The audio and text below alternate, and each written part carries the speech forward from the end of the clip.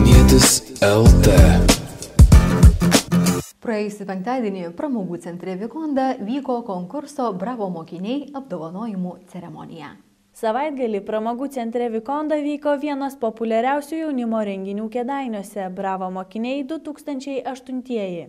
Šie jau 5-ieji Bravo mokiniai buvo organizuojami jaunimo organizacijos darbas. Jaunimo organizacijos darbas jau 5 metai tradiciškai rengia šitą renginį.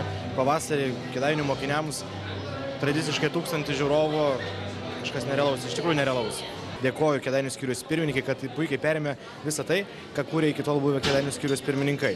Iš tikrųjų, Bravo mokinių renginys kaip pavyzdys. Nieko nenusileidžia iki tol vykusiems. Iš tikrųjų, turiu labai veiklų skyrių, kuris labai padėjo susitvarkyti šiais metais. Visų pirma, vyko balsavimas mokyklose, kurį vykdė taip pat jaunimo organizacijos darbas Kėdainių skyriaus nariai. Po to vyko filmavimas mokyklose. Nominantai iš tikrųjų buvo pasiruošę, pernelyg didelių problemų nebuvo. Turėjome puikią operatorių grupę, kuri tikrai labai padėjo. O kalbant apie renginį, manau, visi prisidėjusi iš tikrųjų yra šaunuoliai. Net 7 nominacijose buvo apdovanoti ne tik patys šauniausi ir įdomiausi moksleiviai, bet ir mokytojai. Naują ir garbingą Bravo mokytojo nominaciją įteikė koncerno Vikonda viceprezidentas Juozas Gaidamavičius. Na, pačią saldžiausią Bravo ledinuko nominaciją darbo partijos pirmininkas Viktoras Uspaskich. Tas renginys pavyko organizatoriams.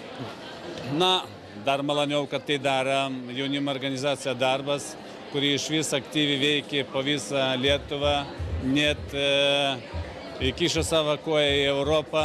Ir aš galvoju, iš tikrųjų šitą organizaciją turi gana didelį perspektyvą, jeigu taip ir toliau veiks aktyviai, drąsiai, teiks daug įdomių idėjų.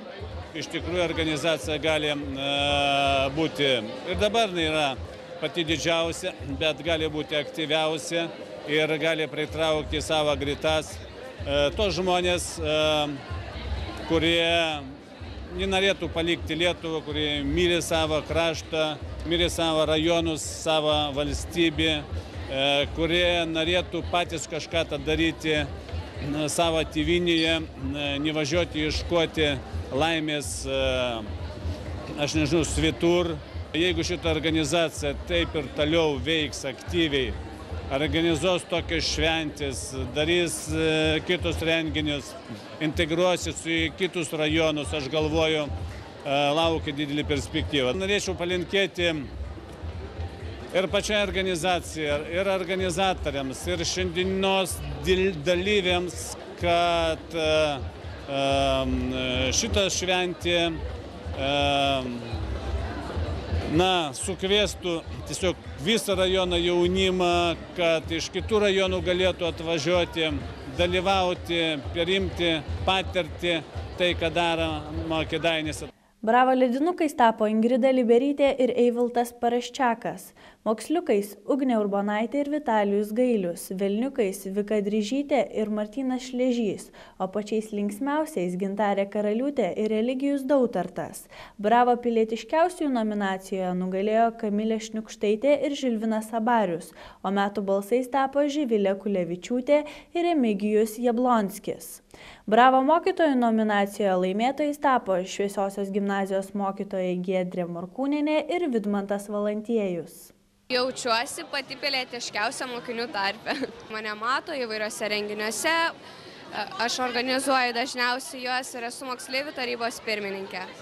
Pastebi, mane mato, esu linksma, paprasta, atsipūtus tokia ir tiesiog, kaip sakoma, paprastumas žavia, aš esu tikrai paprasta. Kėdainietis LT.